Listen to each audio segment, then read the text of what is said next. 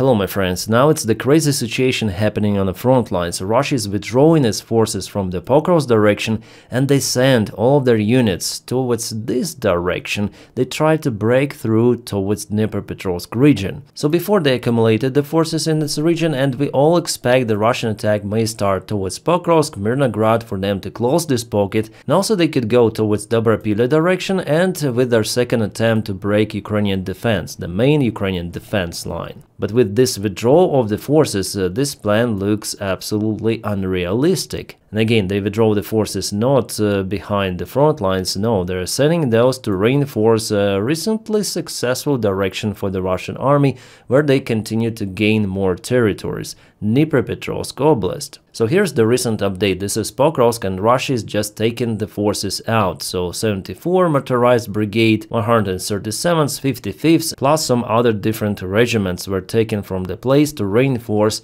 Dnipropetrovsk direction. Because actually here Russians crossed the river and partially broke Ukrainian defense line, the first one. While judging on those forces deployed, I may say that they might try to attack even Novopavlivka from two of the directions. And here it's 100% that Ukrainian defense is not as robust as in Pokrovsk. So here's the report. Russians moved the 90th Tank Division and lots of the brigades redeployed from southern Pokrovsk towards Novopavlivka. Novopavlivka is over here, which I showed you, yeah?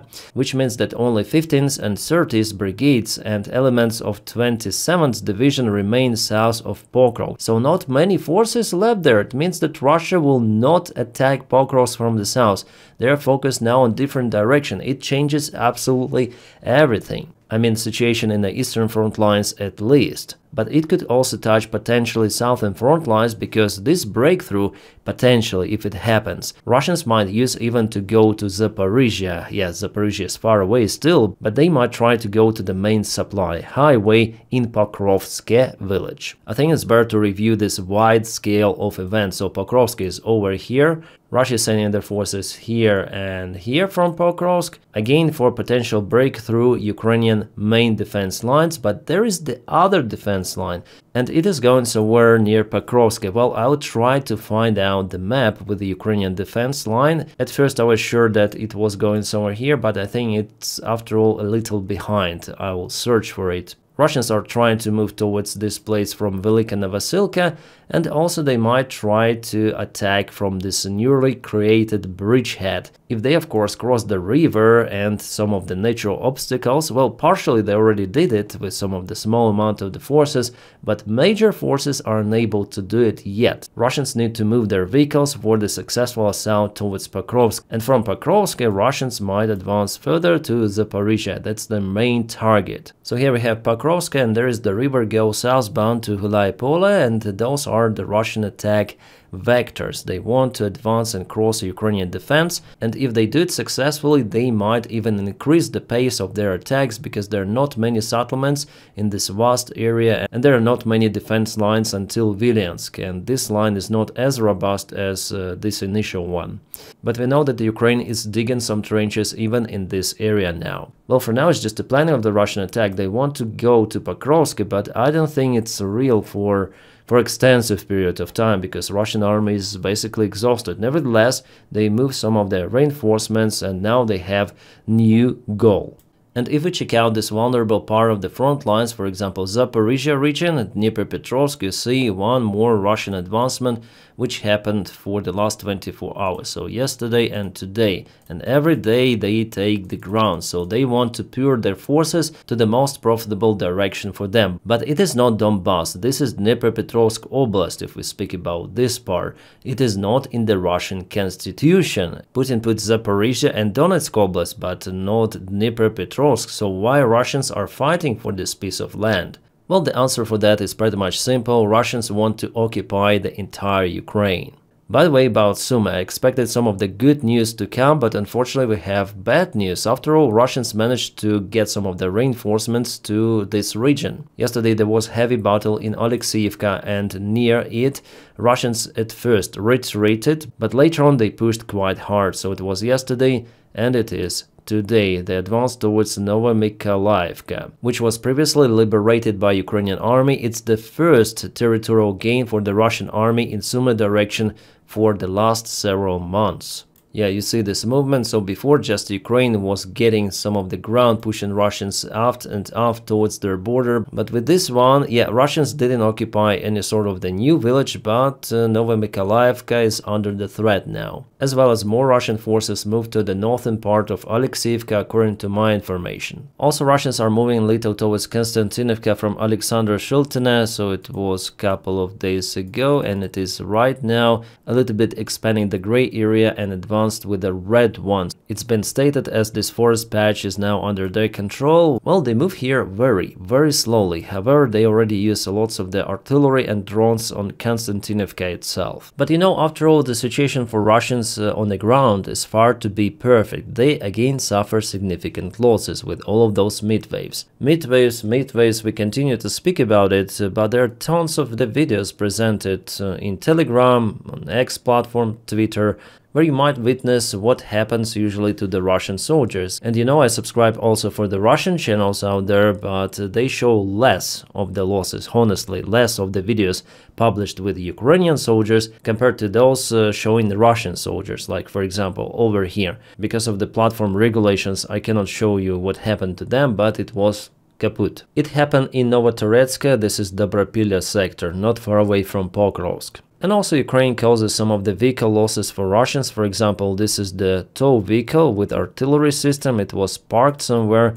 And later on, Ukrainian drones found and kaputted those Russian positions together with their equipment, artillery and the vehicle. And as usual, Ukraine is using lots of the aviation. Recently, there were numerous of the strikes, especially in Pokrovsk direction. Sukhoi 27, MiG-29 continue to operate. So what Russians say at the very beginning of the war, how they annihilated Ukrainian Air Force, well, in fact, in several months, it's gonna be 4 years of war, and still Ukraine is using aircraft, Soviet-made, Western-made. Russians were and are not able to establish air superiority over Ukraine or even over the eastern side of Ukraine. Yes, they also use aviation gliding bombs, but Ukraine might do it as well. Russians are not controlling the sky, so Ukrainian aviation is flying. Well, guys, if we take the situation on the front lines in general for the Russian army, it is not that good. Absolutely. They have significant losses, and Ukraine is using this strategy to defend the territory with less losses. This is, by the way, T-62 tank, which was kaboomed some time ago. Sometimes Ukraine may also counterattack, but in most of the cases it holds the territory or even retreats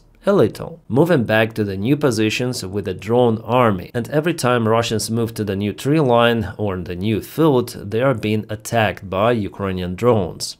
This process is constant, it never stops because Ukraine has lots of the drones. Well, still not enough to create the kill zone all around the front lines, but Ukraine is working on that. With the Ukrainian drone army commander Magyar, I think it is possible. Interesting, analytics from Atlantic are saying that Ukraine is winning this war. They say that a new strategy of Ukraine on the front lines is delivering surprising results. Ukraine may be winning the war of attrition. Russia expected quick gains in the northern Ukraine, but key cities and logistics hubs remain firmly under Ukrainian control. And this war is all about logistics, which is kind of weak for Russians. Meanwhile, we have good news. Ukraine started to obtain some of the armored vehicles from Italy. This train was spotted in Italy, I guess. Plus one more full of Puma vehicles was spotted in Slovenia. You can see there are multiple of those units. As reported, this train goes to Ukraine. Also, kind of the strange stuff is happening with the Czech Republic. They want to give Ukraine more of the tanks. Why is it strange? Because Ukrainian skeptic won elections. His party got 30%, it's the leading one, and it will create the coalitions with many right parties in Czech Republic. Andrei, I guess the name of the guy, I thought he would be a next Orban, but Czech Republic is definitely willing to support Ukraine. And today Andrei said that in general, initiative for Ukrainian military support is good. Well, I expect that after all he will try to pass this Czech initiative to some sort of the other country, like for example France, but it will continue. European partners will support Ukraine. And here we are speaking about roughly 30 of the modernized T-72 tanks. Ukraine need those tanks because there are some of the losses on the front lines. So what is happening in Russia? Obviously, more kabooms every day. In Novosibirsk, this factory was hit. It was producing some of the components and details for Russian military. Firefighters reported that they eliminated the fire, but as we see, the structure is fully destroyed. Yep, it is completely gone. And this is the glow somewhere in Volgograd region. So far I'm out of clue what was hit there, but locals reported about kaboom. In Rostov Oblast, the electrical substation is on fire. It's been confirmed by the NASA satellites. And here Russians give us the analysis of their refineries and other military targets which were hit.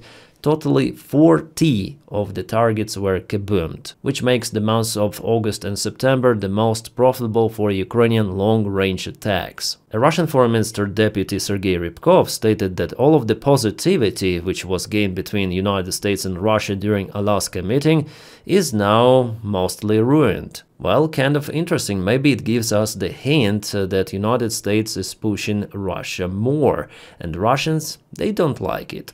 Again, about Tomahawk missiles, I don't know how you can call them. Well, I personally don't think that Donald Trump will support them to Ukraine. Well, I would be shocked if it really happens. Surprise, surprise. But it seems like Russians really think that it could be like that. So Donald Trump is in a way pushing Russians or pressing them, especially Putin. That's why Putin wants to counteract that, he's been called a paper tiger or something. And you know what? After Rybkov stated about worsening relations with the United States of America, a Russian stock market plunged down by a lot. Some of the companies lost more than 10%. Kind of the bad news. And guys, please, if you want to support the job that I do here on this channel, you may follow me on Patreon. The link for it is in the video description right below, or join the membership of the channel. Thank you guys for your kind support and motivation. Because of your support, I am filming the content on this channel, so thank you so much for it. My friends, I wish you all a peaceful sky wherever you are, and have a great time.